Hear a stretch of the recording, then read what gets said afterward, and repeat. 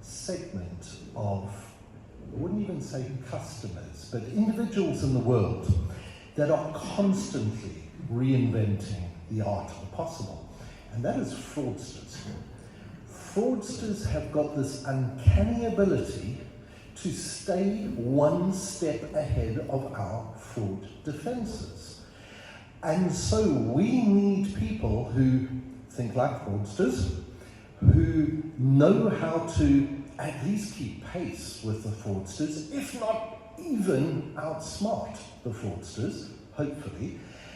And so please welcome Guido to the stage to show us how they are reinventing the art of the possible in fighting fraud. Thank you, Guido. Thank you.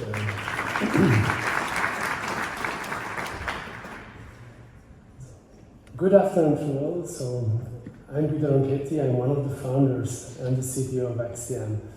And this evening I will guide you to a three-act story of how fraud is evolving, keeping, considering the beautiful place we are in, the similarity with the art.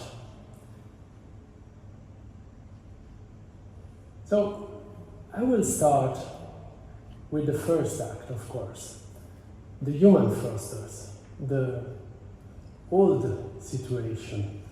And to do that, I want to introduce someone that probably some of you knows, that is called Frank Abagnale. He was the character of a very famous movie called Catch Me If You Can.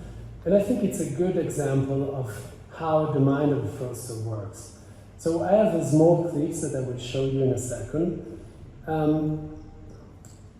I want you to think about how smart and how creative is his way of looking at how to solve problems. I then had the uniform, but I didn't have an identification card.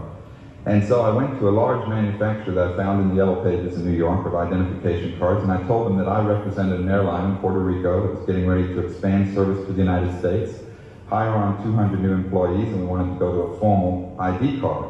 Well, he told me, that's fine. He said, let me show you some samples. I said, this is what we're looking for. And he said, okay, let me give you a sample to take back. And I said, could you fix it up? I mean, laminate it and make it look like a finished product. You can use me in the picture if you like. He said, oh, fine, have a seat.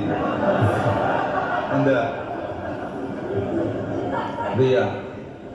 the problem I had is when I left there, it had no name on it. It had no airline's insignia, no name, and it had already been laminated, so I couldn't type anything on it, put anything on. So I walked by an airplane hobby shop, and I walked in and bought a little model of a Pan Am plane. And I took the decals out of the box and soaked them in water, put the little logo that would have went on the tail up on the check, up on the ID card, and then the word Pan Am, what would have went on the wing, across the ID card, and the clear decal on the plastic made a great card. Look at this. They want this. Everybody likes a good scam, don't they? I mean, secretly. So I really love how Johnny Carson, the interviewer, ends this small clip. He says, everybody loves a good scam. And I think it's a very good way of thinking of it. Of course, scams are malicious, no discussion on it. But it requires a lot of creativity. It requires a lot of imagination in order to think about how to circumvent our usual social process and checkpoints. So let's take a look at the result of his work on the badge producer. So this was the actual Pan Am pilot's badge that Frank Taylor or Frank Abagnale produced that way. So what characterizes a human fraudster? First of all, intuition. You have to understand how to bypass those trust checks or social checks that are in place. You have to be very good in imitating. So you have to observe, to capture nuances about how people behave, and then you have to replicate it. And of course, you have to be very good in acting and manipulate the people you're dealing with. And this guy was a very good actor, actually. He was able to change his way of presenting himself from a character to another. That's really the stereotype of the human fraudster. they tend to find ways to bypass our checks at every step, continuously. And so on the other end, we have the fraud prevention capabilities we put in place in order to protect from those fraudsters. And those fraud prevention capabilities are designed to deal with the Frank Abagnale type of guy, the person that would try to convince your customers to scam them and to have a fraudulent transaction done by them. So current fraud prevention solution looks at what is wrong from a human perspective. That means looking for unusual behavior. Is the person that is accessing our online service behaving as usual? Is it behaving, or he or she is behaving like a real person? It will look at devices that are used to access online services, web or mobile devices. What is usual again in accessing the service? It will look at spoofed identities. So is there any information involved that have been stolen previously? And that was the past. Today we are entering a new era, both from a technological perspective, but also from a fraud perspective. So let's start understanding how things are changing. So first of all, let's analyze how a legitimate agent is changing this paradigm.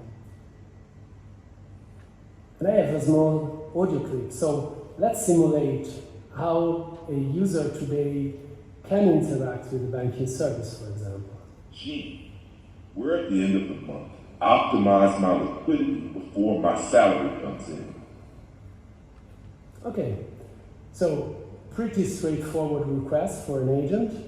What happens now is that the agent takes charge of the request, goes and look at the balance of the account, see that there are 1,200 euros still there. It calculates that 150 have to go for the upcoming payments in the next few days, and then moves the rest, 1,050, to a high-yield saving account, and then check the portfolio and spots some declining stocks. So it goes, sell those stocks and buy some ETF, for example, to have more tax efficiency. And then it also pays a forgotten bill that was due soon. So in less than a second, in 800 milliseconds, the agent is doing all those things for the user. The user is still the person requiring those operations, but is no more doing those things directly. There is someone else, there is the agent, doing that for him. And of course, this is impacting how we look at frauds. So if the fraud prevention system is designed to catch the human fraudster, in this scenario what happens is that, first of all, everything happens too fast. This will produce an alert. It may be a bot attack, for example, happening.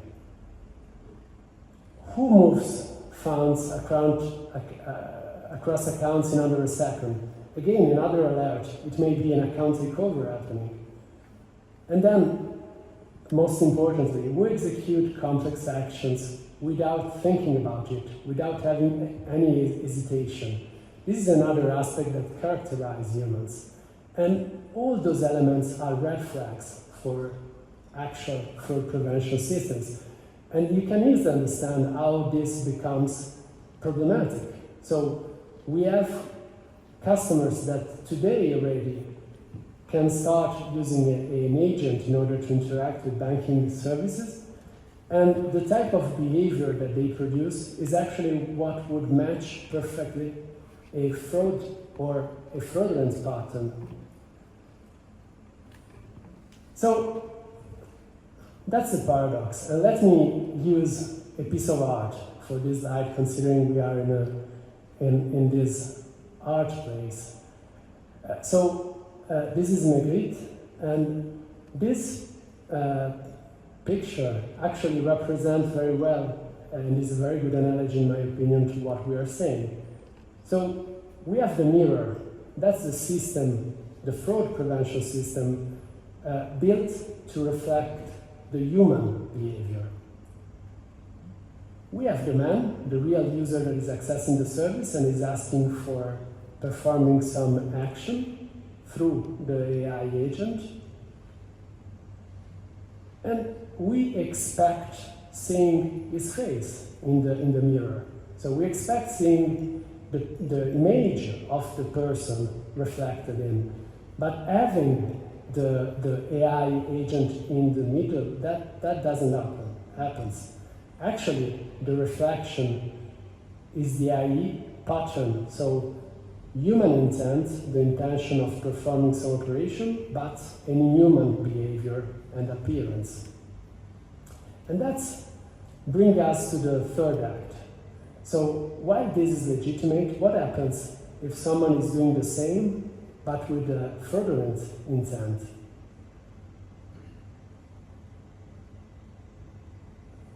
So let's go through the same exercise in a fraudulent context.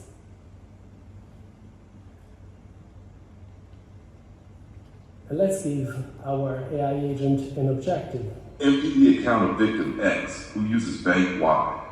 You have access to their emails and social profiles. Bypass two-factor authentication. Go. Okay, so now we have our AI agent that is trying to do something in order to fraud our user, our victim. And what are the tools that it disposes? First of all, it can very well emulate what the user can emulate the usual context of the victim. AI agents have access to a huge amount of data, social media, information available online, and it can correlate and elaborate those data very quickly in order to create a very accurate profile of the victim. It can perform mimetic attacks, so deep fakes of the family of the victims, of the friends of the victims. In very short time, it can replicate the voices, for example, or the image of those persons. And this is very important to convince the victim and having its trust. And last but not least, it can perform adaptive attacks with the ability to improvise. And that's, again, something that we have never faced till today. So an agent can attack the victim, emulate and get the trust of the victim, and then create some vector of attack, let's say a malware, and convince him to install it in the device and go through the rest of the flow successfully reaching its goal, the fraud. And of course, this is how we think this can happen. But of course, those are autonomous agents. They can also behave in an unexpected way. So this is probably the more human-like type of thing, so that we can think coming from an agent used for fraud. So what we are actually facing is a situation where our adversary can automate fraud, learns from the mistakes that happens, can explore new path of attack very rapidly without any fatigue. And it can manage a huge amount of data that is absolutely unbelievable and unfeasible for a human being. We, as human beings, are facing a superhuman adversary in that case. Fraud and the measure that we have designed to prevent fraud are at that point in time unequal. And that's where I think we have to shift to go further and have a shift in our approach to fraud prevention. So, in my opinion, the future of fraud prevention actually takes an AI. That's basic, but I mean, you can fight AI and beat an AI with an AI. That's the only way. And to do that, we have to start thinking at the behavior of those agents. So till today we have been focusing on the behavior of human beings trying to fraud a certain system, a certain service.